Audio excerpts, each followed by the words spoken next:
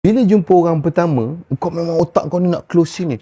Assalamualaikum, nama saya Rul. Lepas tu dia macam, dia tak cakap apa, dia kata. Bila dia cakap macam ni, dia macam ni tak apa lagi. Bila dia kuis, dengan muka dia nampak kau macam pengemis. Oh, yang itu yang kau rasa hina dalam hati kau, betul? Sebab apa kau rasa hina? Sebab kau tak faham fundamental tadi. Bagi tips kental bila kena reject. Nah, sian. Awak tak faham lagi pasal sales ni. Awak belum faham pasal sales. Kenapa awak rasa nyilu bila kena reject?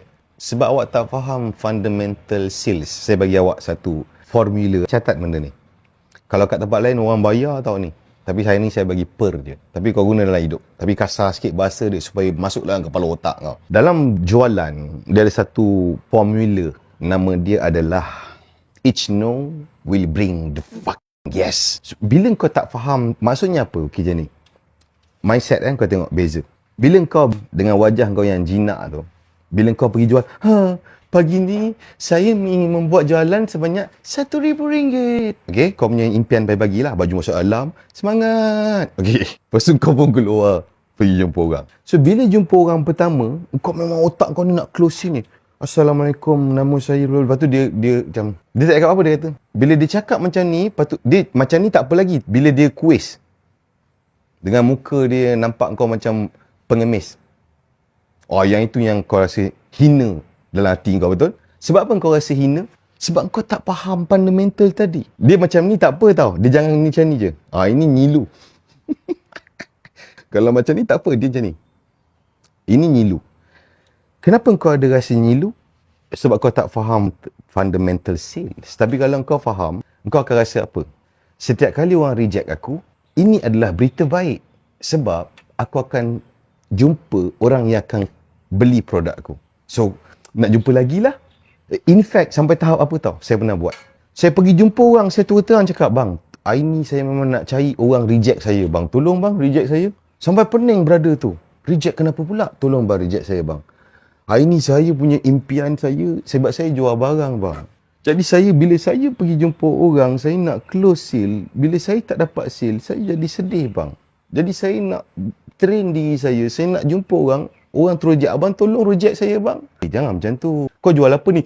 Jangan tanya saya bang. Jangan tanya apa saya jual bang. So hari ni bang ada 3 produk saya bawa bang. Tapi abang kalau boleh abang reject saya bang. Jangan tanya-tanya saya.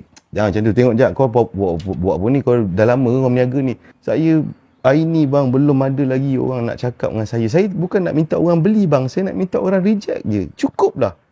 Tengoklah kau ni, jangan sampai macam tu sekali. Kesian lah kau ni aku tengok. Nampak? Okay? Kau faham? Jadi kau entah siapa-siapa leader kau pergi ikut. Leader kau pun tak andal. Sebab tu kau tak andal, kau faham? Cuba pilih leader-leader yang macam malas lah nak cakap. Kau ikut pula leader kau. Kita semua kena letak gambar profil pakai blazer. Lepas tu ketepikan badan. Kita kena buat konten. Yang leader kau yang cakap buat konten tu, pantek dia. Follower dia pun 3,500.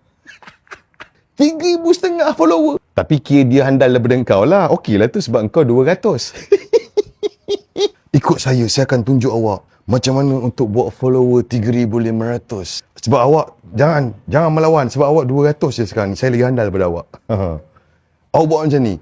Ambil gambar profil, letak pakai blazer, ketepikan badan. Lepas tu dekat bio tu tulis semua. Saya adalah peniaga nombor suap beranak H456334. Alamat rumah apa semua. Kalau status apa. Okey, single mom. Tulis single mom. Anak berapa orang. Dah berapa lama jadi single mom. Kalau kau lelaki, suami berapa orang anak, isteri berapa orang.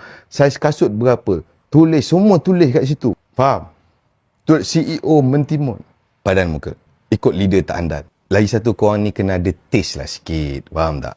At least nak ikut tu, ikutlah yang andal. Baru kau pun ada andal, faham tak? Kau semangat! Semangat! Lepas tu satu hari kau jumpa dia. Leader, saya dah tak ada berapa ada semangat lah nak buat meniaga ni. Lepas tu leader dia pun tengok atas, tengok bawah. Leader dia cakap, Man, macam ni lah Man. Aku sebenarnya nak bagi semangat pun tak boleh sebab aku pun dah tak berapa ada.